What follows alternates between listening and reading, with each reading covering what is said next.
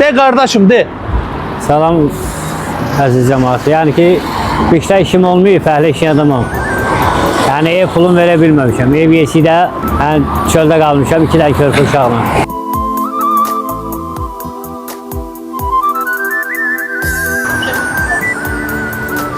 Allah saxlasın, gül kimi uşaqlardır.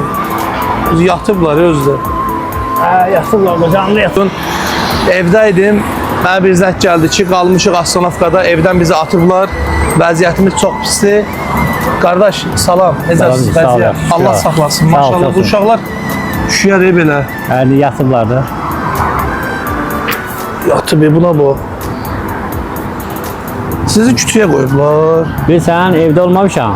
Ev yesi deyil, əslində ev yesi, ev yesinin xalası olur, belə deyək. Hə. Ev yesi Gürcüstanda olur. Yəni ki... İndi nə qədər istəyir axı, niyə atıbsaq sən sonra? Haradasa 600-700 mal verəcəyim var, qışdan yığılıb qalıbdır. Fəhlə işləyirəm. Harada qalsın? Dədə Qorqudda qalaq. Gəlib borcu bağlasaq salar evə? Hə, borc bağlansa salar, prosta orada qalmaq istəmirəm də. Çünki harada qalmaq istəyir, hara gedir? Burada bir ev tapmışam Sabunçuda. İşimə də yaxındır, təzə iş tapmışam, orada yaxındır. Gedə bilər yox. Hə, ev yesinə danışdım, dedi yox, onda şey zat verəcəm, bu gecə qalın, gəlin qalın. Heç o evi istəmirəm, o işimə də çox uzaqdır. Gedək də ora, gedək səni yerləşdirim, mən də durub gəldim ki, sən burada qalmayırsan. Astanovkada qalıb burada veşlərlə zadla. Ev yesi dediyin yox, onda şey zat verəcəm, gəlin qalın. O bir evdən də sonra... Məhəll eləyərik. Baxanlar da nə lazımdır eləyəcək. Sabah o bir evdən prosa veşlərimi köçürdəcəm də, yəni yavaş-yavaş ora. Narahat olma, bir dənə bugün siz yer ver eləyim, kirayanızı da həll eləyim.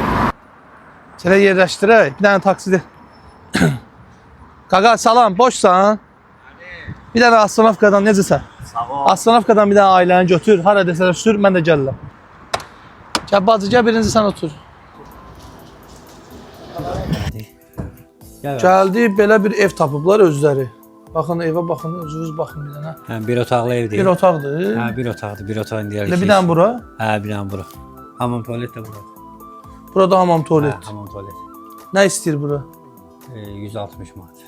Aylıq? Aylıq 160 manat. Qazı işığı mən verəcəm. Sən nə iş görəsən qardaşım? Mən fəhləlik. Nə fəhləlik edirsən? Nə oldu? Hələ işim var, prosta hər şey çıxmalıyam, bunlara görə qaldım. 25 gün xəstə yatıb. Ya Umididə yatdı, bu müalicəsini dedim. İndi bu da müalicə almalıdır, çünki ürək infarktdır. Çat var üstündə nə qədər yük var sənin? Hə, o uşaq da ayaqlara eğridir, müalicə eləməliyim, eləyə bilmirəm. Cavab bir dənə. Bu da mənim sizə, yəni bir qardaş kimi də gördünüz. 500 manat mən sənə verirəm. Çox sağ olun, Allah razı olsun. Allah min qat əvəzini versin. Buranı bir 2 ayın zadım ver. Hə, yaxşı.